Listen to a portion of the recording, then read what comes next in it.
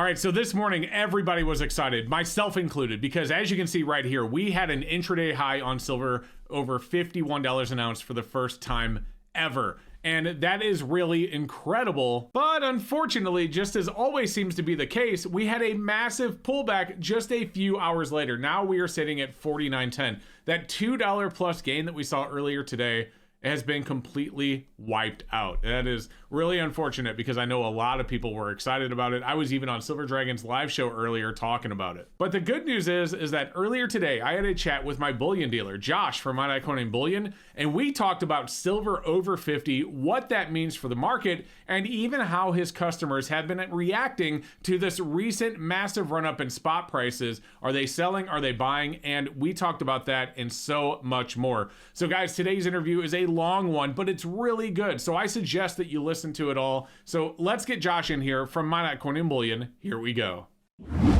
All right, guys. So we are back with Josh from Minot Coin Bullion. Josh, dude, what is happening? Silver on SD Bullion's website crossed 51. I think it pulled back just a little bit before we started this chat, but still a massive run up today, but also just a massive run up period. I mean, think about this, Josh. At the end of May, the last business day of May, we closed at 32.99. What's going on, man? Is this a bubble? Are people excited? What? Just get into it. What do you think's happening here? I'd happily give my opinions on it, and granted, these are opinions. But, you know, to your point, it's up over 50% since the end of May. In my lifetime, at least my stacking lifetime, I should preface that, I've never seen an increase that much that quickly in the price of silver, ever. And frankly, I've been waiting for this moment for it to cross over 50 since it was $49 and change April 30th, 2011. I started my stacking journey in 2010. So I was buying on the way up to almost 50, buying all the way down, and now I'm buying on the way up again. So it's nice to see we crossed that nominal number of 50 per ounce. Why is that happening? Why is it happening so fast? Boy, that's a tough one to dissect because I think there's a lot of forces at play. I think, obviously, lack of confidence in our dollar, strength of our dollar. Arguably, it bounces around. It's weak, it's strong, it's weak, it's strong. But silver continues to go up. There's a lot of weird things going on. I think instability globally in the financial markets. A big part of me believes the silver riggers, the big banks that have been manipulating prices our entire lifetimes, are finally maybe starting to lose control. Running out of shorts to drive the prices down. I don't know. There's just so many things going on. And you and I have talked before. Retail demand has essentially zero impact on spot price, right? But retail demand is really high right now. There's people coming out of the woodwork wanting to buy precious metal. I counted because I get all my business calls to my cell phone. In the shop yesterday, I had 40 phone calls come in. I actually turned my ringer on yesterday. I usually don't have my ringer on because I usually have a crowd of people in here. I'm trying to help them. I help the front-facing people first. But just to see how many calls do I get? I got 40 phone calls yesterday, and I was only open 6 hours. That's crazy. But a lot of those calls were people wanting to ask questions about silver and gold both, quite frankly. But they were new people looking to get into the market. So that hasn't had an impact on the price, but it's had an impact on excitement, I guess, from people outside the hobby. No doubt there's a lot of excitement. And I've always been like, I try not to get too excited on my videos. I don't want people to have FOMO created by me. And just to be clear with you guys watching, Josh and I both don't know what's going to happen. It could drop back tomorrow under, 45. Who knows? I'm not saying it will. I really hope it doesn't. I don't think there's a reason for it to, but it could, right? So keep in mind that there's always risk with anything that you do, especially when you're buying at all-time highs. And as you just said, this is a nominal all-time high for silver, first since 2011. So Josh, let me ask you, my next question is this. Do you think, you had said obviously a lot of excitement, people coming in, so on and so forth. Do you think that is also being reflected in the paper markets? Is that part of it as well? And let me finish this because I will give you a long time to talk. Do you think that also the people that are coming in to your shop to buy retail silver, are they just starting to realize that the US dollar is, granted, it's very important for our day-to-day transactions. You should always have a stash of extra dollars on hand for emergencies. But beyond that, just stacking the dollars just kind of trash, right? Essentially, I've over the years, I've had case in point to what you're saying. The dollar is a deflating asset. Its value, just with the fact that inflation occurs, and it almost always occurs, right? Your dollar is going to be worth less essentially tomorrow than it was today. Over the years, I've had so many customers bringing in like stacks of $50 and $100 bills from like the 90s, the older design, to come in and buy gold and silver. And they flat out told me, yeah, I've had this cash in my safe for 25 years. Oh man. Thinking, wow, if only you put that into Apple stock or gold or silver, or, there's a lot of things we can say, right? So I think more and more people are waking up to the fact that, yes, it's not a good idea to stack dollars. I've had several customers with very large figure bank accounts, cash in the bank, that are starting to inquire and question about metals now, realizing that that dollar isn't necessarily doing them any favors. So I think more people are, becoming awake to the fact that metals is, a different avenue you can choose to put those dollars. And based on its performance over the last, well, you can go back probably 5 years, it's done really well.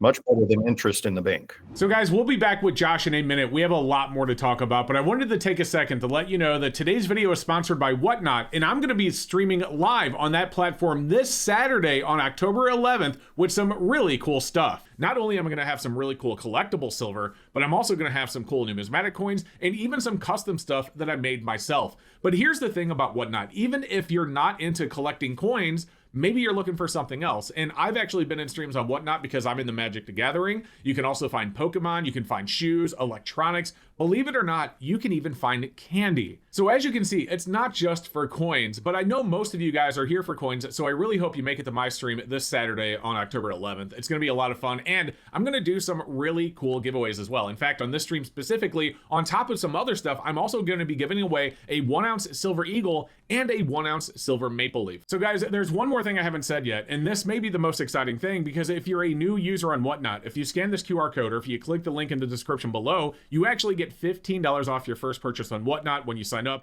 So make sure you do that right now. And other than that, guys, I really hope to see you live on my stream October 11th. It's going to be at 3 p.m. CST. Really would love to have you there. So make sure you click the link and set a reminder, and I'll see you on Saturday. Josh, I want to be very clear. I'm very glad that you had said, something else like Apple stock, because I think a lot of people, they see stackers and they're like, oh, you guys are only in the gold and silver. I think a lot of smart stackers aren't a, put everything into one basket type of people. I myself have a quite diverse stock portfolio outside of gold and silver.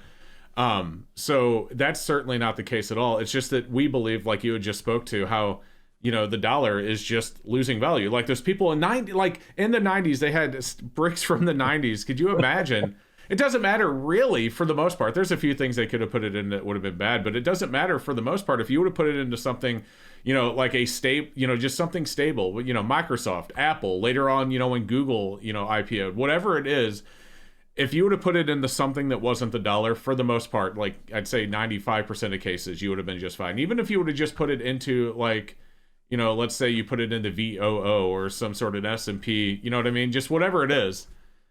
Yep. Just, it's the dollar that we don't like. Now, Josh, I know I'm taking over part of the conversation. I'd just like to ask questions and hear you, but the reason that we also like gold and silver is because gold and silver is a physical asset, something that you can hold in your hand that stocks and even cryptocurrencies can't say, right?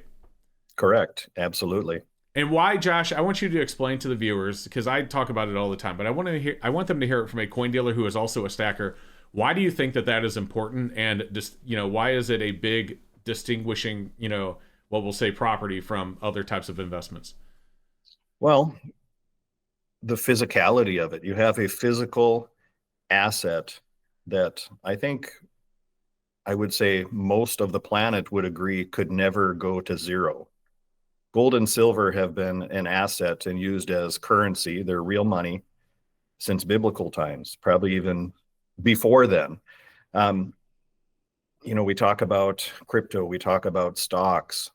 There's cryptos and there's stocks that literally go to zero all the time. Gold and silver, we believe from our perspective, can never go to zero. You know, it's if the internet goes out, good luck doing anything with your crypto. If the power grid fails, good luck doing anything with your crypto or your stocks or any or many other investments as well. But having that tangible asset in gold and silver, you have access and you can hold and touch that wealth whenever you want. It's there. You can exchange that wealth between people because it's physically there. That's a big pro and a big advantage. And I'm not a doomsday type person. I'm not saying the grid's going to go down and we're not going to have power internet, but there's times that happens, right? We've all had power outages. Granted, they're usually short lived. There could be a catastrophic event that could cause that. What are people going to do? They're going to lose their minds. So having that gold and silver as a means of, I hate to even say it because I don't want to have to do it, but bartering, right? Bartering for goods and services with people. Yeah, it's important to hold a physical asset. And I tell people that too. You know, it's kind of funny. My business here is in a little strip mall. Just on this side of me is an Edward Jones investment center, and they sell paper gold and silver to their clients probably every day. I've had clients walk over here from next door saying they inquired about physical silver and or gold, and the investment guy tried to talk them out of it. Well, we sell that here. You can buy these paper shares. So I think more people are waking up to the fact that I should have something physical that I can hold and access. And, you know, the access is an important part too, and I'll touch on that. I believe everybody should be able or should safely store their precious metal where they can access it 24/7. So that's just what I personally believe. There again, what does that tell you? That outlaws or rules out, excuse me, safety deposit boxes, depositories. And I'm not saying those are bad things. I'm just saying in a time of crisis, you're not going to be able to go get your gold out of the bank. The bank's not going to let you in. They're going to be shut down. Same with the depositories or wherever else. So whether you bury it in your backyard or you have a very sophisticated vault and safe system in your home, I think that's the way to go, because I think it's very important that you can access that 24/7. So for the record, I absolutely agree. At least some of it. I know some people will use depositories, so on and so forth, and I don't have a problem with those either, but I wouldn't put every single ounce into it. It would at least have some of it, some of it immediately accessible for, short emergencies, so on and so forth. I want to ask you about the Edward Jones guy. He literally is trying to talk people out of physical gold and silver. That doesn't make sense. Why would someone not want to have some sort of physical money asset that's just not a paper dollar bill? Well, that's what I've been told by customers who've come from next door. My guess is they don't make any money selling physical gold and silver because they don't sell it. So they'd rather have you buy their product, which is a paper share. And I get that from a business perspective. And I think oftentimes there's a disconnect between financial advisors and precious metal investing. My own personal financial advisor, so far as I know, and I've known him for 15, 20 years, he doesn't own a single ounce of gold or silver. And he knows where he can get it, right?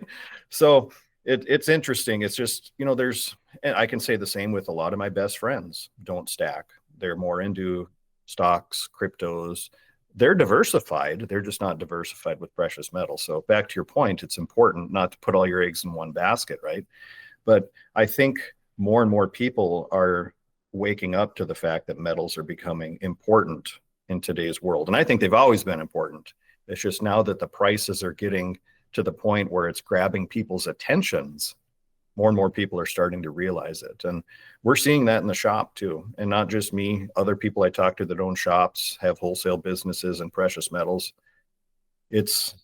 We're working at capacity right now. I mean, it's extremely busy, both on the buy side and the sell side. Yeah, so we'll get back into what's going on with customers since you brought that up. Buy side and sell side is busy. What are the buyers saying? Are they selling because they think we're in a bubble and it's going to pop, or is there another reason? Okay, you're asking about what are the sellers saying? Those who are selling to me? Yes. Okay. Yeah, some of them think it can't get any better than it is, right? I'm going to cash out before it tanks. That's their thought process. Unless you bought it in April of 2011 or 1980, right? You can sell your metal right now for a profit, most likely, unless you bought it yesterday, right? So there's a lot of people that are taking profits, and I don't have issue with that. And in fact, I had an interesting person in yesterday. They had, gosh, I got to think. I think it was about 40 ounces of silver. It was around $2,000 that his payout was. But he was a newer stacker, younger guy, probably 19, 20 years old. And he came and he said, yeah, do you guys buy silver? I get that question a lot, and I'm kind of looking around. I'm like, yes, of course. Yeah, we buy silver. What do you have? He pulled out his stack and he said, yeah, I'd like to sell this. So I got him a quote and started talking to him. And he told me, he said, well, this is only half of it, but I bought it at half the price that it is now. I said, oh, well, that's great. So basically, you have half of your silver left and it's worth the same as what you paid for this entire stack, and you're going to cash out $2,000. He said, yeah, that was my thought exactly. Does that make sense? Yeah. So, there's people that are doing that, just to take a profit. What's he doing with that cash? We just talked about it's a depreciating, deflating thing right now, our US dollar, but I don't know, maybe he needed it out of hardship. Maybe he was going to put it into something else. I don't know. But there's a lot of people with that mindset that, wow, I can capitalize and sell. And I have a lot of consistent stackers that are coming into my shop that are liquidating small amounts too, because, oh, it's so high. I can't not sell some at this price. So they're bringing it in. And me, on the other hand, I'm not selling any of my stack unless I have some hardship and I have to. That's how I've always looked at it. I can't tell you a number that would make me want to liquidate any. It's going to depend on what those dollars are worth at that time, right? But there's people that just from a nominal standpoint, it's double what I paid. I'm going to take some out. Yeah, I think there's kind of two stacker mentalities. There's the ones where, and keep in mind when I say this, if you're taking a profit, those of you that are watching, nothing wrong with it at all. That's Absolutely. Always good to take some profit. But at the same time, like for me, you had just talked about how like you're not cashing out at all. And I'm in the same boat. Like when I look at the silver that's sitting in my deep stack and I see it going up over 50, my thoughts aren't, man, maybe I should sell half of it. My thoughts are, man, I should have bought more. You know what I mean? So if only, right? Yeah. Right. Like, cause I don't really care to sell it. The silver that I have is more important to me than, a number in a bank account. And unless I need, like you had said, I need it for some sort of an emergency, it just doesn't make sense just to turn it into dollars. It just doesn't. So Josh, what about the people that are coming in and buying from you? What are they saying? Well, there's a lot of consistent stackers that I see multiple times a week that really are cost averaging. They're still buying, even at these higher prices. I have one gentleman that comes in every Wednesday, spends $200 to $250 and buys what he can. So granted, the amount of ounces he can buy each week has shrunk because the prices are going up. He still believes higher prices are ahead. He's still buying, even though his average price is going up every time he stops in. Others, a lot of new buyers, as I said before, people coming in asking a lot of questions, getting into metals for the first time at these now we're at all-time nominal highs. I'm sure I'll see some more new people in today as well. And to my point earlier with the phone calls, a lot of phone calls, a lot of questions, a lot of people wanting to talk for 10 or 15 minutes when I have 6 or 7 people in my shop needing my help. So I'm at capacity right now. It's extremely busy. It's a lot of fun. Every day is fun. Just a lot of activity both directions. But I think those new ones are reacting just because it's in the news again. And we've talked about this before. People that have short attention spans, they'll kind of forget, about precious metal when it's not being talked about, and they won't think to maybe stack it. I just wish there was an easier way to do it. You can have an IRA and auto deposit $500 a month in it. If it was that simple for people with precious metal, and you can argue, yes, you can set that up, and I can do that. And I do that for people. I have one person that buys the same 2 items on the 1st of every month. It's an open invoice. It's a 10th-ounce gold maple leaf and a 10-ounce gold bar. So in a sense, he's on a subscription program, right? We just lock the price on the 1st each month. So people can do that, but people forget about it otherwise until it's brought up in the news again. And by the time that happens, we're at these high prices. So is it a bad time to get in? Not necessarily, because I don't think this is the highest it's ever going to be. No, I don't think you do either. No, I definitely don't. And again, That's not to say that we predict that what silver's going to do. It could drop tomorrow. Right. But I think ultimately at the end of the day, Josh, and I'd love to know what your thoughts are. I think you'll probably agree is that as the dollar continues to go down in just value, and when I talk about value, I'm not talking about the DXY. I'm literally talking about how much you can go to the grocery store and how many groceries you can get, or how much you can get gas in your car. Although I know gas is kind of cheap right now, and that's great. That's not always going to be the case, but how much of those dollars you need for your electric bill, how much of those dollars you need to rent an apartment or to pay the mortgage on your house, so on and so forth. The amount of those dollars you are going to need to do that are going to keep going up. And all that means is that the value of your dollar, in other words, the buying power of that dollar, is going down. And so I think in this economy, we had talked with Keith, or I had talked with Keith, I think last week, Keith from Coin Crew, and he said that, in 2011, when silver hit 50, the market really didn't support it. Today it does. Like the economy, the economy today definitely, in my opinion, supports $50 an ounce silver. So and I'll let you chime in here in a second, but while I think it is definitely possible that it could go down for a number of different reasons, I think it doesn't make sense that it will. And so if and when it does, it just won't make sense. What do you think? I agree with what you said. You made a lot of good points. In 2011, I agree with what Keith said as well. The economy couldn't support $50 silver. What's different about it now today, and I should have these numbers in my head, maybe but when we hit near $50 silver in 2011, what was the price of gold? It was like 1,700, 1,600, somewhere in there. Okay. So ratio, what, 35 to 1, something like that? Yeah, I think it topped out at around 35 to 1, yeah, somewhere in there. Okay, so kind of unheard of based on where we've been at the last 14 years after that, right? What was Bitcoin in 2011? What was Apple stock in 2011? These other arguably places you can park your cash have all appreciated to a point. It's about time gold and silver caught up, in my opinion. We're still around an 80 to 1 ratio between gold and silver both. Seems like that's been a healthy spot for it for a lot of time. I don't have charts in front of me or memorized, but I'm guessing that's a range that we've probably seen most commonly over the last 15 to 20 years, around 80-ish to 1. That's where we're at right now. So that tells me they're not necessarily out of whack price-wise in relation to each other. So if you think $50 silver is a fluke, that means you also believe that $4,000 gold is a fluke. Because like I said, the ratios between the two are in a pretty stable position. So to your point, yeah, I think the economy can support those numbers. I'm not saying it can't pull back. I always talk about pullbacks are part of a normal precious metal market. So there will most definitely be pullbacks. You might not see a pullback until we get a couple dollars higher. It might have pulled back by the time this video airs. When we started talking, I looked right before we started. It pulled back a little under $51 an ounce. I think we were at 50.60 according to Kitco Ask, and you're going to look right now and we'll see where we're at. We're sitting right at $50. So see, yeah. So it's down $1 in 50 minutes. At about 8 a.m. it was Central Time. It was over 51. There's a lot of volatility right now. So, but I think it's normal for that to happen. And the fact that it restabilizes itself tells you maybe these numbers are here to stay for a while, or at least hold.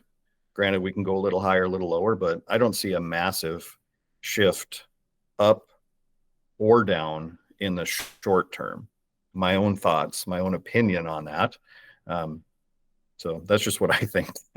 Yep. No, I agree 100%. And, it's always scary to say things like that, but it's just our opinion, of course. So yes. Unfortunately, silver's been manipulated for so long that you never know. But I think you had said earlier in this conversation that you think their ability to manipulate is starting to come to an end. So that would be nice if that were the case. Absolutely. Another thing I think factors into what silver's been doing lately is, Josh, something that even in 2011, there was obviously industrial demand for silver, but it's incredible how much higher it is today than it was even in 2011. And certainly, way higher than it was in 1980 when we had the Hunt brothers try and corner the market, Yeah. So, yeah, there's a lot of things tugging and pulling at silver. And, and we're still running deficits. Like, even though there's plenty of silver above the ground right now, if you run a deficit every single year, eventually that changes, right? It has to. Yeah, Yeah, I mean that's just math. So, exactly. Josh, last time we talked, you had said, and we'll get off of here soon, but last time we had talked, you had said that you were having trouble keeping Silver Eagles in stock. Is that still the case? I'm still able to source them. So it's not real difficult to go out and order Silver Eagles, but they are selling really well still, despite the higher premiums than versus silver rounds or silver bars. There's still a natural gravitation towards US minted silver. I've talked with some other dealers as well.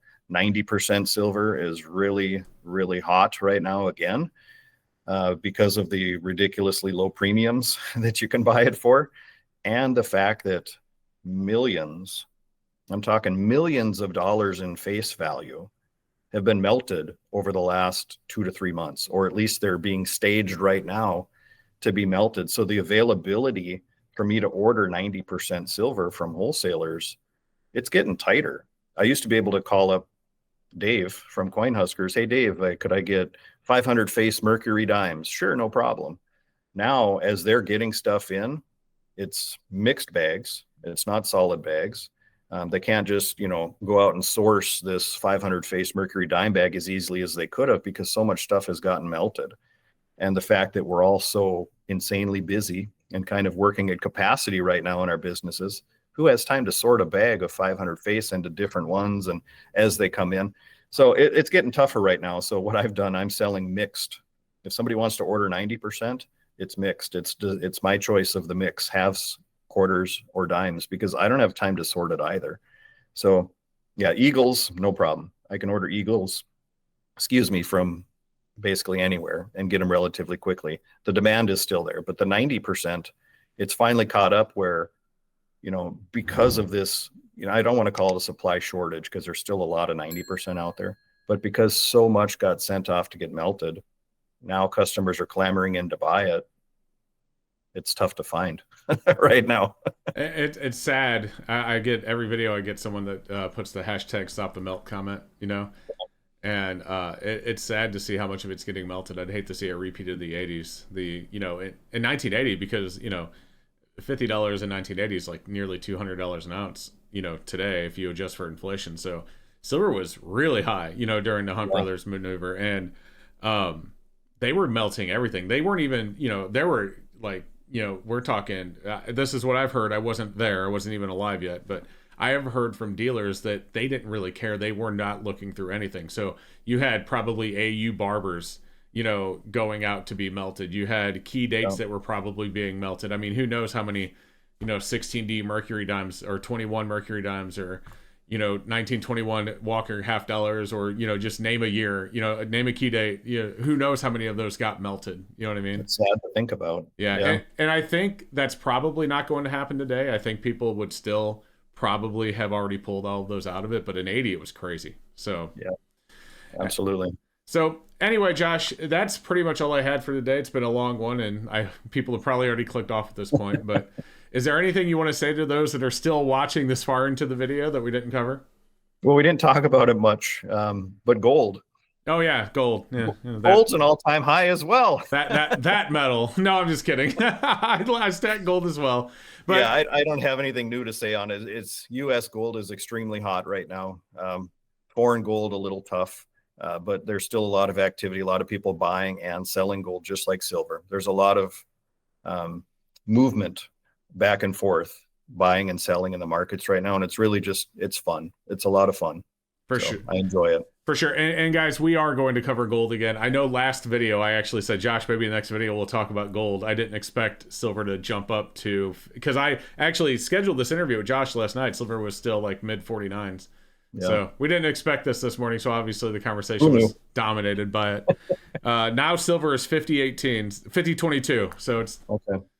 Up and down, up and down. Yeah, so it's going to be a wild few weeks ahead, I think. That it is. All right, guys. Well, anyway, as always, Josh here has his own coin shop. It's called Minot Coin Bullion. You can see it on his shirt there even. I'll put a link in the description below. Also, for his YouTube channel, because he has a great YouTube channel. So if you want some insights from a coin dealer, make sure you click that link and subscribe and give him some views. And Josh, thank you so much. I hope to have you on in the next couple of weeks. Sounds great. Thanks again. Anytime. So if you're still watching at this point in the video, that means you've watched through a full 30-minute video with Josh, and I hope you enjoyed today's video. If you did, please do me a favor. Don't forget to like and make sure you were subscribed. That really helps the channel out if you haven't done so yet. And other than that, I just want to tell you to have a great rest of your day. Stack long, stack heavy, and we'll see you next time.